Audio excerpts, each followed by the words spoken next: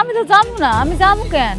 বুঝতে পারছেন 50,000 কোটি টাকার মালিক। উকিল যখন এসে বলল, আপনি 50 কোটি টাকার মালিক, 50,000 টাকার মালিক যে হতে পারে নাই বস্তিতে থাকে। এই কথা শোনার পরে মেঘনা মনে হলো আকাশ থেকে যেন পড়লো। হঠাৎ করে চমকে উঠলো, এত টাকার মালিক কিভাবে হলো। আসলে পুরাটা গল্প শুনতে থাকেন, তাহলেই বুঝতে পারবেন কিভাবে এত কোটিপতি হলো আর 50 কোটি টাকার মালিক হলো।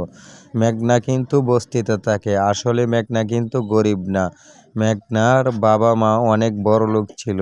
মারা যাবার আগে মেঘনার নামে ব্যাংকে 50 কোটি টাকা তারা রেখে যাওয়ার পর উকিল এসে মেঘনাকে খুঁজে বাইর করে বস্তি থেকে খবর নিয়ে দেখে সে একটি রেস্টুরেন্ট দিছে। রেস্টুরেন্টে এসে তারপরে তাকে বুঝিয়ে দিতে আসলো।